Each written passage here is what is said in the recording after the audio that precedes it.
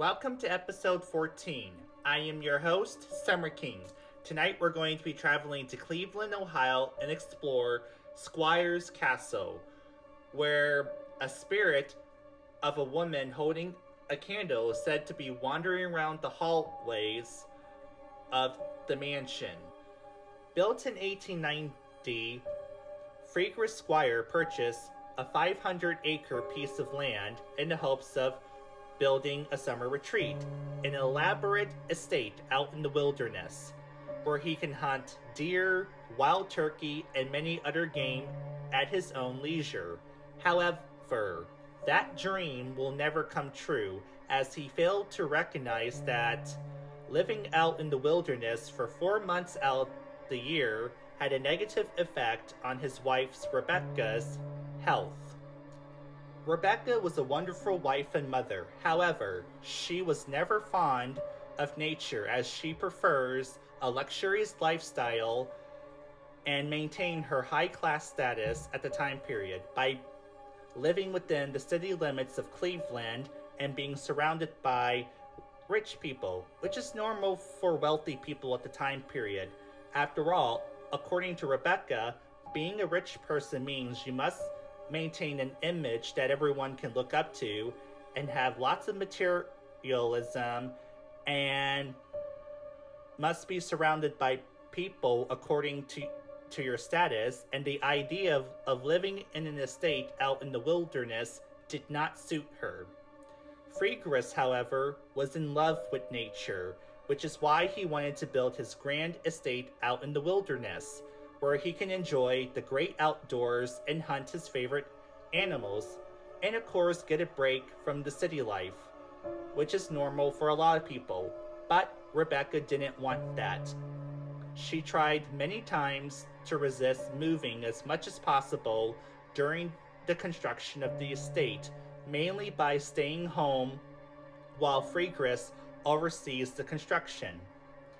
The first set of structures were completed, which is the gateway house, and after it was completed, Rebecca and Freaker's moved in together. And despite how happy Freaker's is to finally be able to live in his dream home out in the middle of the wilderness and enjoy his hunting trips, Rebecca's time there was far from happy, as she developed insomnia and would wander around the hallways with a lit candle until late at night. After living within the estate for some time, tragedy struck. Rebecca was wandering around the hallways with her lit candle per usual, and one evening she went down into the basement where Freaker's had already converted it into his trophy room, where it was filled with stuffed heads from his previous hunting expeditions of various animals, filled with bear traps and many other objects from his hunting trips. From her lit candle, Rebecca was startled at the sight of it, or at least something must have startled her. In her haste, she tripped and fell. Legend has it that she tripped and broke her neck and died of her injuries. Others say that she fell into one of the animals' heads and died of her injuries, while others said that she has fallen into one of the many snares that hangs above the ceiling and slowly suffocated to death. Regardless of all these rumors and legend, upon discovering her body, Freaker's was distraught and was struck with grief, and he abandoned his idea of having a grand estate out in the wilderness altogether. After Rebecca's death in 1922, Freaker's sold his estate and returned to Cleveland and abandoned the site, never to return.